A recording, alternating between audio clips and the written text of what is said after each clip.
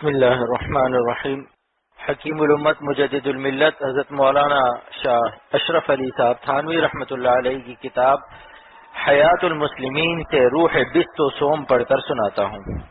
صبر و شکر کا بیان۔ انسان کو جو حالتیں پیش آتی ہیں، خواہ اختیاری ہوں یا غیر اختیاری، وہ دو طرح کی ہوتی ہیں۔ یا تو وہ طبیعت کے موافق ہو جاتی ہیں، ایسی حالت کو دل سے اللہ تعالیٰ کی نعمت سمجھنا اور اس پر خوش ہونا اور اپنی حیثیت سے اس کو زیادہ سمجھنا اور زبان سے خدا تعالیٰ کی تعریف کرنا اور اس نعمت کا گناہوں میں استعمال نہ کرنا، یہ شکر ہے۔ اور یا وہ حالتیں طبیعت کے موافق نہیں ہوتی بلکہ نفس کو اس سے گرانی اور ناگواری ہوتی ہے، ایسی حالت کو یہ سمجھنا کہ اللہ تعالیٰ نے اس میں میری کوئی مصلحت رکھی ہے اور شکایت نہ کرنا، اور اگر وہ کوئی حکم ہے تو اس پر مضبوطی سے قائم رہنا، اور اگر وہ کوئی مصیبت ہے تو مضبوطی سے اس کو سہارنا اور پریشان نہ ہونا، یہ صبر ہے۔ اور چونکہ صبر زیادہ مشکل ہے اس لیے اس کا بیان شکر سے پہلے بھی کرتا ہوں اور زیادہ بھی کرتا ہوں۔ اول تو اس کے کثرت سے پیش آنے والے موقع بطور استعمال کے بتلاتا ہوں، پھر اس کے متعلق آیتیں اور حدیثیں لکھتا ہوں۔ وہ مثالیں یہ ہیں، مثلا نفس دین کے کاموں سے گھبراتا ہے اور بھاگتا ہے، یا گناہ کے کاموں کا تقاضا کرتا ہے، خواہ نماز روزہ سے جی چراتا ہے، یا حرام آمدنی کو چھوڑنے سے یا کسی کا حق دینے سے ہچکچاتا ہے۔ ایسے وقت ہمت کر کے دین کے کام کو بجا لائے اور گناہ سے روکے، اگرچہ دونوں جگہ کسی قدر تکلیف ہی ہو، کیونکہ بہت جلدی اس تکلیف سے زیادہ آرام اور مزہ دیکھے گا۔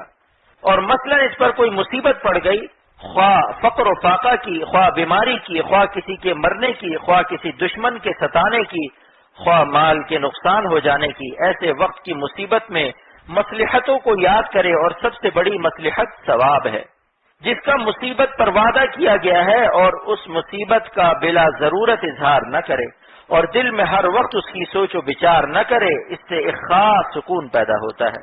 البتہ اگر اس مصیبت کی کوئی تدبیر ہو، جیسے حلال مال کا حاصل کرنا، یا بیماری کا علاج کرنا، یا کسی صاحب قدرت سے مدد لینا، یا شریعت سے تحقیق کر کے بدلہ لے لینا، یا دعا کرنا، اس کا کچھ مذائقہ نہیں۔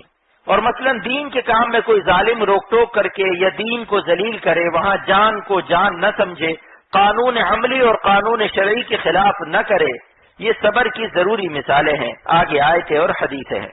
نمبر 1، فرمایا اللہ تعالیٰ نے، اور اگر تم کو حب مال و جاہ کے غلبے سے ایمان لانا دشوار ہو تو مدد لو صبر اور نماز سے۔ یہاں صبر کی صورت شہوات خلاف شرع کا ترک کرنا۔ نمبر 2، فرمایا اللہ تعالیٰ نے، اور ہم تمہارا امتحان کریں گے کسی قدر خوف سے جو دشمنوں کے ہجوم یا حوادث کے نزول سے پیش آوے، اور کسی قدر فقر و فاقہ سے، اور کسی قدر مال اور جان اور پھلوں کی کمی سے۔ مثلاً مواشی مر گئے، یا کوئی آدمی مر گیا، یا بیمار ہو گیا، یا پھل اور کھیتی کی پیداوار تلف ہو گئی، اور آپ صلی اللہ علیہ وسلم نے ان موقعوں پر صبر کرنے والوں کو بشارت سنا دیجیے۔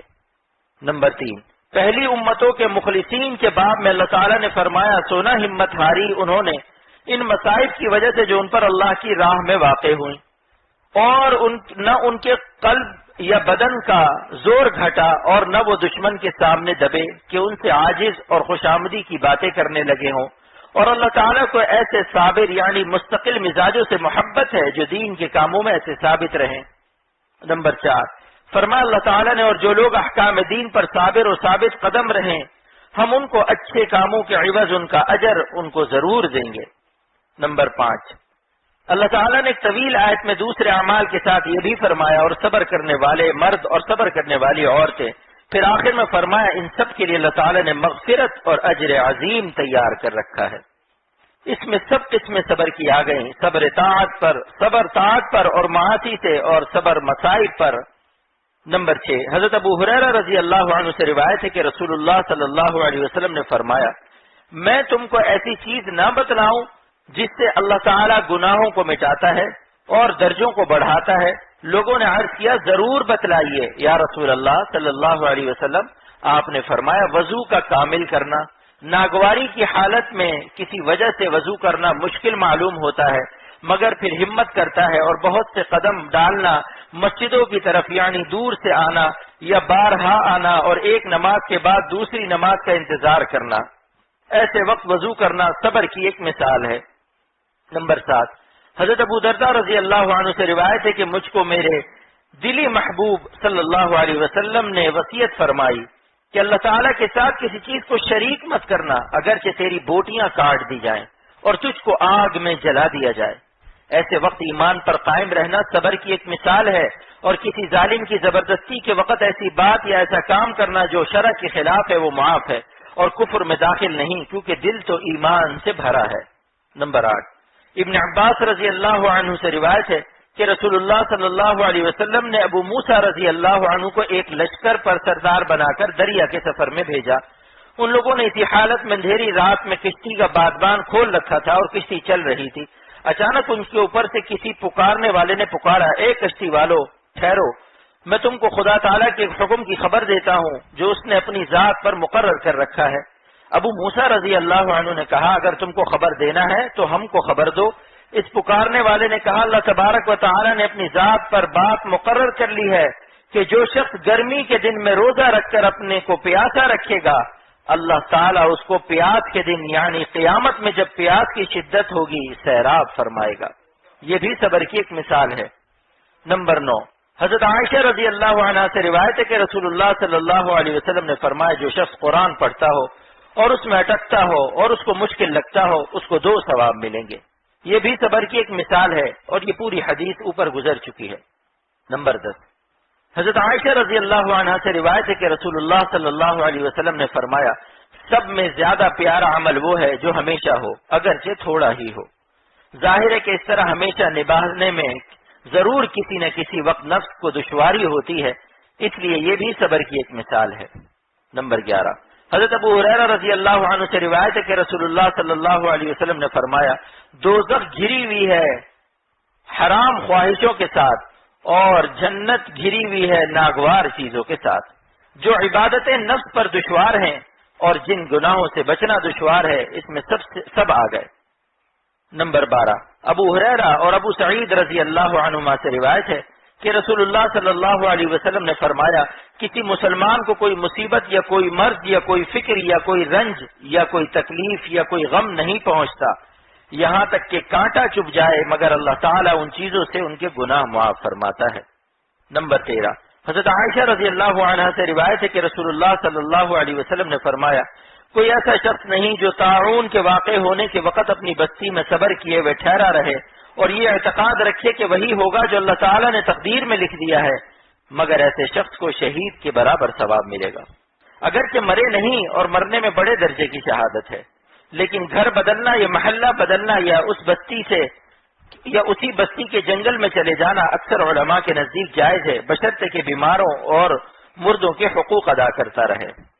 نمبر 14، حضرت انس رضی اللہ عنہ سے روایت ہے کہ میں نے رسول اللہ صلی اللہ علیہ وسلم سے سنا کہ اللہ تعالیٰ فرماتا ہے، جب میں اپنے بندے کو اس کی 2 پیاری چیزوں کی مصیبت میں مبتلا کر دوں، اس سے مراد 2 آنکھیں ہیں، جیسے راوی نے یہی تفسیر اسی حدیث میں کی ہے، یعنی اس کی آنکھیں جاتی رہیں پھر وہ صبر کرے تو میں ان دونوں کے عوض میں اس کو جنت دوں گا۔ نمبر 15، حضرت ابو ہریرہ رضی اللہ عنہ سے روایت ہے کہ رسول اللہ صلی اللہ علیہ وسلم نے فرمایا کہ اللہ تعالیٰ فرماتا ہے، میرے مومن بندے کے لیے جبکہ میں دنیا میں رہنے والوں میں سے اس کے کسی پیارے کی جان لے لوں پھر وہ اس کو ثواب سمجھے اور صبر کرے، میرے پاس جنت کے سوا کوئی بدلہ نہیں۔ وہ پیارا خواہ اولاد ہو یا بیوی ہو یا شوہر ہو یا کوئی رشتہ دار ہو یا دوست ہو۔ نمبر 16، حضرت ابو موسیٰ اشعری رضی اللہ عنہ سے روایت ہے کہ رسول اللہ صلی اللہ علیہ وسلم نے فرمایا، جب کسی بندے کا بچہ مر جاتا ہے اللہ تعالیٰ فرشتوں سے فرماتا ہے، تم نے میرے بندے کے بچے کی جان لے لی؟ وہ کہتے ہیں ہاں۔ پھر فرماتا ہے، تم نے اس کے دل کا پھل لے لیا؟ وہ کہتے ہیں ہاں۔ پھر فرماتا ہے، میرے بندے نے کیا کہا؟ وہ کہتے ہیں حمد و ثنا کی، انا للہ و انا الیہ راجعون کہا۔ پس اللہ تعالیٰ فرماتے ہیں، میرے بندے کے لیے جنت میں گھر بناؤ اور اس کا نام بیت الحمد رکھو۔ نمبر 17، حضرت ابو درداء رضی اللہ عنہ سے روایت ہے کہ رسول اللہ صلی اللہ علیہ وسلم نے فرمایا، 3 شخص ہیں جن سے اللہ تعالیٰ محبت کرتا ہے اور ان کی طرف متوجہ ہو کر ہنستا ہے جیسا اس کی شان کے لائق ہے اور ان کی حالت پر خوش ہوتا ہے۔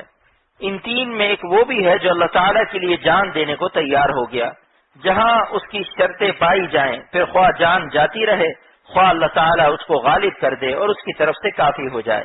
اللہ تعالیٰ فرماتا ہے میرے اس بندے کو دیکھو میرے لیے کس طرح اپنی جان کو صابر بنا دیا۔ یہ صبر کا بیان ہو چکا، اب کچھ شکر کا بیان کرتا ہوں۔ اور یہ شکر جس طرح خود اپنی ذات میں بھی ایک عبادت ہے، اسی طرح اس میں ایک یہ بھی خاصیت ہے کہ اس سے ایک دوسری عبادت یعنی صبر آسان ہو جاتا ہے، عقلی طور سے بھی اور طبعی طور سے بھی۔ عقلی طور سے تو اس طرح کہ جب اللہ تعالیٰ کی نعمتوں کو سوچنے کی اور ان پر خوش ہونے کی جو کہ شکر میں لازم ہے عادت پختہ ہو جائے گی، تو مصیبت وغیرہ کے وقت یہ بھی سوچے گا کہ جس ذات پاک کے اتنے احسانات ہوتے رہتے ہیں، اگر اس کی طرف سے کوئی تکلیف بھی پیش آ گئی اور وہ بھی ہماری ہی مصلحت اور ثواب کے لیے، جیسا اوپر حدیثوں سے معلوم ہوا، تو اس کو خوشی سے برداشت کرنا چاہیے۔ جیسے دنیا میں اپنے محسنوں کی سختیاں خوشی سے گوارا کر لی جاتی ہیں، خاص کر جب بعد میں انعام بھی ملتا ہو، اور طبعی طور پر اس طرح کے نعمتوں کے سوچنے سے اللہ تعالیٰ کی محبت ہو جائے گی، اور جس سے محبت ہوتی ہے اس کی سختی ناگوار نہیں ہوتی۔ جیسا دنیا میں عاشق کو اپنے معشوق کی سختیوں میں خاص لطف آتا ہے، آگے اس شکر کے متعلق آیتیں اور حدیثیں آتی ہیں۔